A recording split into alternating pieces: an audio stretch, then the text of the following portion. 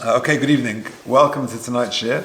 The halacha shir is entitled, "What should a chuppah look like?" And the background is this, that back in the summer, I was at a chasna, and a lot of people there, and I think the chasna had walked down to the chuppah, and the fellow who was being masad, the person who was being masad the kiddushin was a very choshev rav from Eretz Yisrael, and he clearly wasn't happy about something about the chuppah, the structure of the chuppah, and there was a delay. And at one point I saw the father of the kala climbing on a ladder and adjusting the top of the chuppah, and we couldn't quite work out what the issue was, and then it transpired afterwards what the problem was, and that is that the chuppah wasn't sort of hanging down from the four poles. In other words, you've got four poles holding up a horizontal curtain or material, and he was very keen that the actual material should not be horizontal but should actually drape down. That apparently was the issue.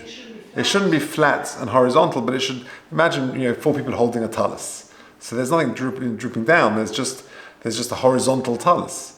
So the question is, does it need to drape down over the sides or not? And we'll discuss that and more broadly other minhagim regarding a chuppah, because I think it's related very much to this week's parasha. Of course, Avram Avinu dispatches Eliezer to find a wife for Rivka. So therefore it's an important... it's a good connection to this week's parsha. So a bit of background first. The Rambam in Hilchos Ishus, Perek Aleph Halacha Aleph, at the very beginning, and if you're listening online, please email me at j.golker@gmail.com. I'll send you the handout. The Rambam says there in the first box, Koidim Matan Torah, how did it work? What is Kiddushin and Nisuin? What actually happens under a chuppah? So let's take a step back. Before Matan Torah, a man would meet a woman in the marketplace, i.e., just somewhere. If they both want to get married,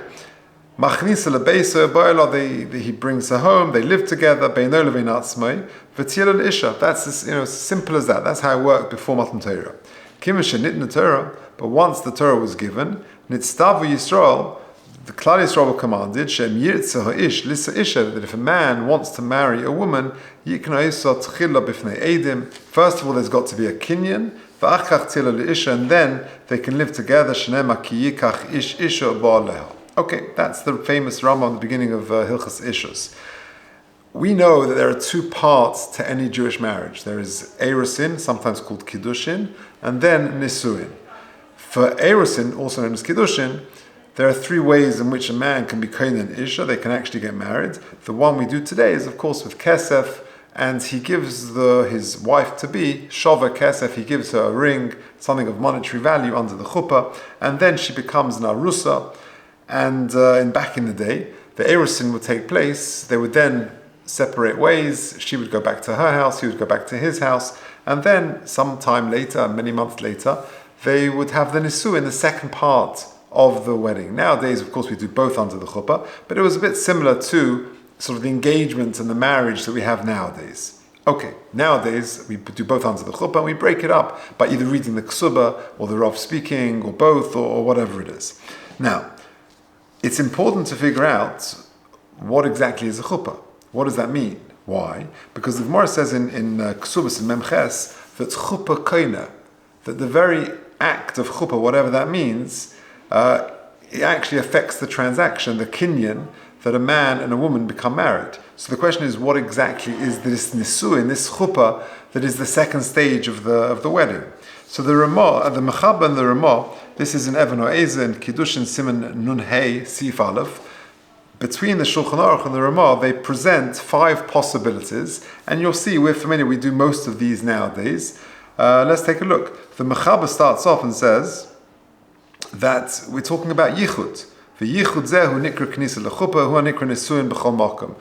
Mechaba talks about yichud. That means that they secluded together. But the Ramah adds other possibilities as to what the chuppah is. And v'yesh omrim to chuppah ein yichud. Says the Ramah, some say that chuppah is not actually the yichud, and a kol shehevia chosen lebeisa l'shem nisuin, that he brings her into his home, into his rishus, into his domain. That's one possibility. V'yesh omrim she'chuppah hi she'person suda al rosham, b'shas habracha, that they actually spread some sort of material, a talis, a sheet or something, over their heads, the heads of the chosn and the kala, at the time of the bracha, at the time of Shev brachas, of saying the nisuin, the seven brachas. V'yesh omrim dechupas besulam et sheyotza behinuma, when she goes out with a veil over her head. And we'll see that the chosn actually places it. That's what we call the bedeking, and that's one possibility. And then the Ramah finishes off v'aminik poshet achshav likras chupa mokum shemachnisim sham yiriyah prusa al gabi kleinzoitz, that you put a canopy over poles. V'machnisim tachtei achosn v'kala barabim, and the chosn and kala stand under this canopy in public, and they do the kiddush in there and the erusin, they make the brachas, and that all takes place in public under the canopies. They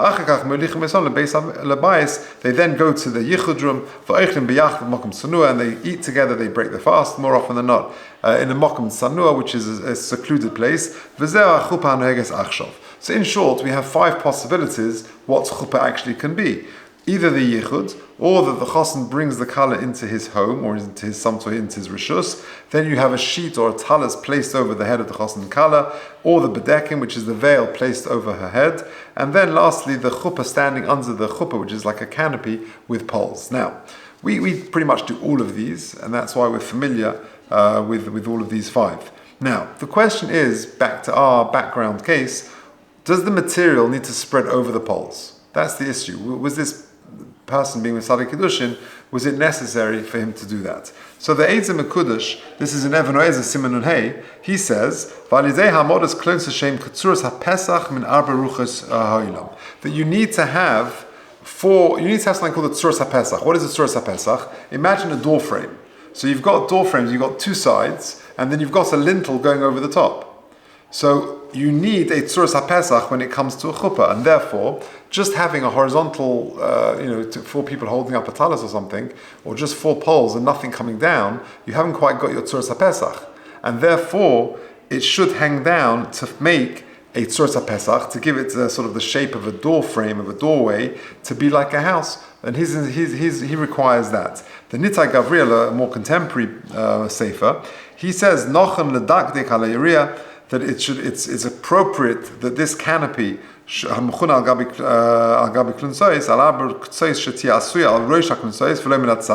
should drape down over the sides and not just be on the top. To kimin shemahani mitoras rishus to chuppah nechsheves kerishusay lochein bo'in and suras hapesach. You need a suras hapesach, like the Eitzah Mekudesh says.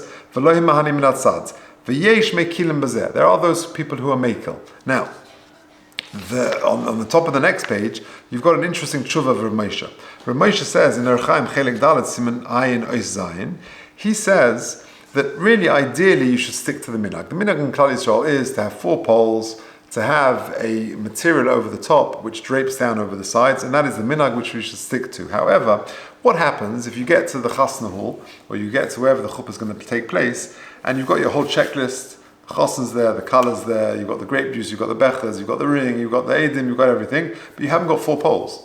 Do you have to go back? There's going to be tircha de tzibura. Says Rav Moshe, I'm on the 4th line of this box, Avul kiven shu inyan minhag, ein l'shanas min minhag, that lechatchila you shouldn't deviate from the traditional custom, and therefore you need to have poles.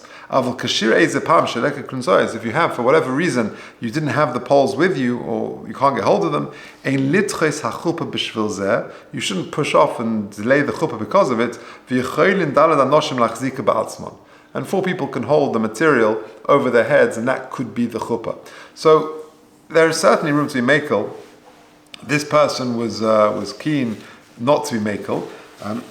Interestingly, he was a dayan from the base in Yerushalayim, and you'll see that in the bottom of the box, I've quoted here from the Chuvas van Hogus, that's from Moshe Sternbuch, and one of the points, and he sort of collects all the various minhagim of chuppahs in Yerushalayim, and in number 8 over there he says, Noagu b'chuppah prusa ala klunsois bedavka v'loi kishur aleim min atzad. So one of his requirements are that the chuppah should not be just a horizontal material, but it should come down the sides. And really, the two is, if you look at photos of chuppahs over the centuries, from Europe, from Amsterdam, and from Germany, and other places, you find that some do drip over the sides and some don't. And presumably, this is based on the nature of what exactly is a chuppah. Is it like a house-like sort of symbol, and therefore it should be you need a tzuras HaPesach, or is it just sort of person Suda al Rosham? It's that other criteria of the Ramah. So it depends what the nature of chuppah is. Now let's go through, just to finish off, some very interesting minhagim in Yerushalayim, and I think you'll see these minhagim, to a large degree apply elsewhere, but this is what Moshe Sternbuch writes there in Siman Reish Pei-Vav in Krach Daled, Minhagei Yerushalayim be'erusin v'nisuin. So this is what he says in the beginning is very interesting. He says, Novi Bazeh minhagim shenagu b'Ir HaKodesh Yerushalayim, mikadmus tanah from earlier times, v'chol minhag Yisrael kishenagu ein l'shanos. And he says, don't change from your minhag. The minhag is the minhag, and don't deviate from it. And then he quotes very interestingly. He says, Me'idim al Hagon HaKodesh Hagon Rabbi Shulei Diskin, the Rav who was previously in Brisk, and then he came to be the Rav in Yerushalayim at the turn of the last century. Shekoived l'sadeh kiddushin. He was honored to be Mesadeh Kiddushin once in Yerushalayim. Ucheshehirgish shelosharu mi'adir. He heard that the Baalei Simcha weren't planning on singing mi'adir as they, as they walk down to the chuppah. Sheminhagei Yisrael Torah and sirev l'sadeh kiddushin. He refused to officiate at that chuppah. If you're not singing mi'adir because you're sort of offloading this minhag, I'm not officiating. Sheminhagei Yisrael Torah. Ve'in lozuz mehem kolshu, you shouldn't deviate at all. Because it's a slippery slope. And therefore, says Rav Moshe Sternbuch, let me bring some minhagim from Yerushalayim, let me set them out here. I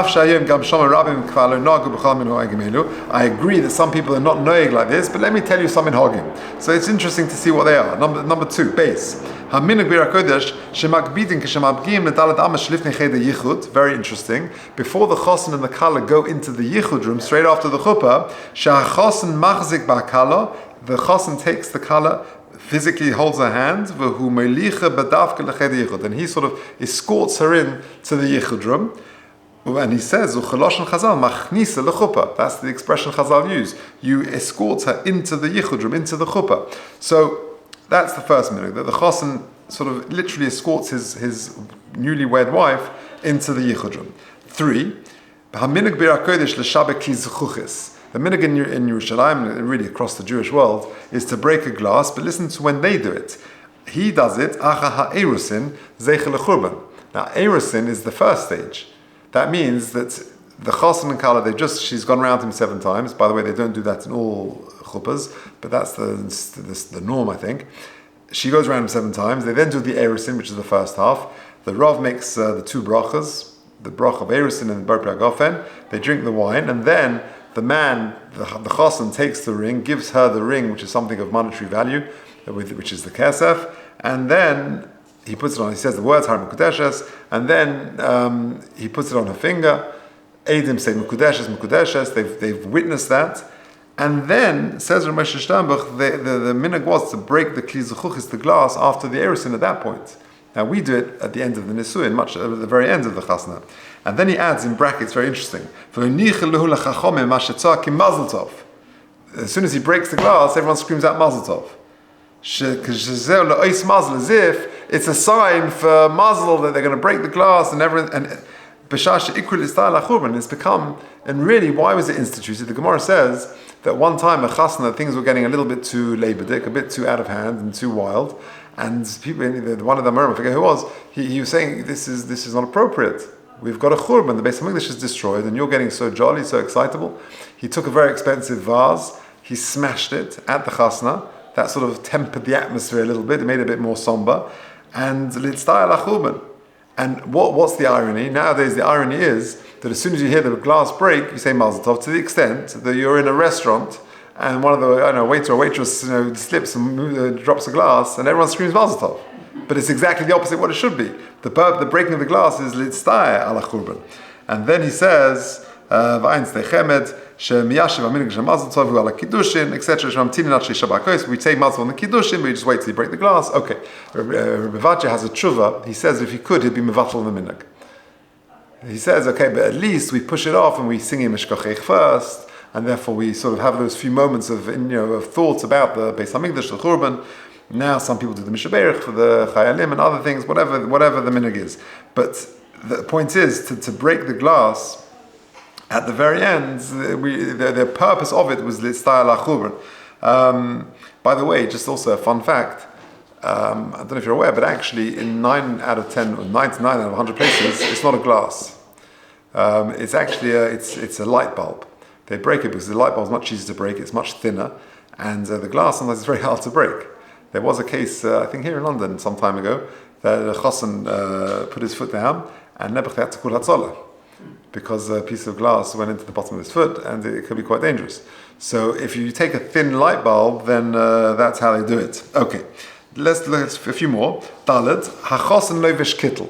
Again, not in all circles, but in many circles, the chassan wears a kittel. Or meroikan mikisov, kol chefes hanimse etzlei, and he empties his pockets of everything. Remez ha-kittel tachrichin, because again the kittel also doesn't have any pockets, because it's a remez for tachrichin, the shrouds in which a person is buried. Or mashimrukan hula ois shebemisasa ein melavim lekesef azov v'shum chafetzin, because at the end of the day, after 120, you don't take anything with you, and therefore pockets are of no need. So that's also to remind the person of this day. The day of the chassan is like a mini Yom Kippur for him. Okay, hey, next one. Haminak ha-koydem shemistoivim sheva pa'omim hakala soviv ha-chasan. The ancient custom is that the kala goes around the chassan 7 times. And the minhag is that the kala stands on the right of the chassan. The other way around. And that seems to be the practice of the Arizal after the Churban, that it changed and the chassan now goes to the right of the kala. But again, different customs. Vav makbidim shakol tzibur yabdu birchas chasanim bechupa v'zayin brachas al pi hatikunei zohar kodesh. That the tzibur, whoever's there, should stand for the brachas of the erusin and the brachas of the sheva brachas. Sometimes you can be at a chuppah and you can be there for a long time. I was at a chuppah not long ago, and it was very nice. They were singing and there was a little choir of family members, but it was like a concert. There were like 5 or 6. They must have given a playlist to the choir, whoever it was, and you were there. It was like 40-45 minutes until it's very nice, but I don't know. Sometimes you got to have a bit of rachmanos on the tzibur, but do you have to stand for the whole thing? So really, you need to stand when the chassan kala walk in, and when he says here for the birchas chasan and b'chupa and the zayin brachas. Okay, next one. B'ira kodesh nagu sha'chasan ba'atzmo melave b'chashuvei kahal mechasa resh hakala. That it's actually the chassan himself who should take the bedek and the veil and put it over or raise it up. He should do it himself. Shazeh chupa, and then the 8th one we mentioned about the klunsois. The material should drape down over the sides of the 4 poles and not be just flat or not horizontal. And the last one is hasheva brachas nagu lechalek lekam bnei adam. The minhag in Yerushalayim is to distribute the brachas to different people. Gam ha-brachas hamtzois, even the middle ones. Even though you need a bracha l'smuch l'chaverta, that's why you don't begin and open with the baruch, because they're all next to each other. And don't worry that if you break it up, maybe each one will be standalone and you've got to change the nusach of the bracha. You start with the baruch and you end with the baruch. Don't worry about that. You can divide them up and then keep the normal nusach of the bracha. Okay, so either way, what have we seen? Very interesting. We've seen, the connection, of course, to this week's parasha is that it's Yitzchak and Rivka get married, and we've seen that back in the day, pre-Matan Torah, a man would meet a woman and they would just decide to live together. You need consent, rotzahu v'hi. They both got to agree to it, and then they decide to live together. That was marriage before Matan Torah. After Matan Torah, there needs to be the halachas in play, i.e. there needs to be a kinyan, which today we do by the man giving the woman something of material value, which is the ring nowadays. And then there is 2 parts to the Jewish marriage. There is erusin, something that is kiddushin, and then nisuin. In days of old, there was a big gap between them. Nowadays, we do it all together, but we do break it up either with a ksuba or a drosha or both between, just to show that. And the question is, what exactly is chuppah? The Gemara says in Ksubas chuppah koine in Ksubas memches. So we've seen 5 opinions as to what it possibly could mean. Yichud, the chassan brings the kala into his home, onto the domain, the sheet spread over the chassan kala's head, or the veil, the bedecking, or maybe the chuppah, the canopy on the poles. And the shaila is, there's the poles. Do they need to be, is it enough, let's say that 4 guys just hold some material, or do you need the proper poles? And if you do need poles, does the material need to drape down? So we've seen that really lechatchila, it should, that is the minhag in Klal Yisrael, that it should drape down. And however, yesh mekilin, there are those who are mekel. Moshe says that if it's it's going to delay the things and delay the chuppah, there is certainly what to rely on. And but it's preferable to stick to the minhag to use the poles and not to have 4 people holding the talis. And the chora, it's based on the nature of the chuppah. Do you need a tzuras ha-pesach because it symbolizes a house, or is it just to represent the person's suda al rosham in public, just spreading this material over them? And the various minhagim in Yerushalayim, like we've discussed. Okay.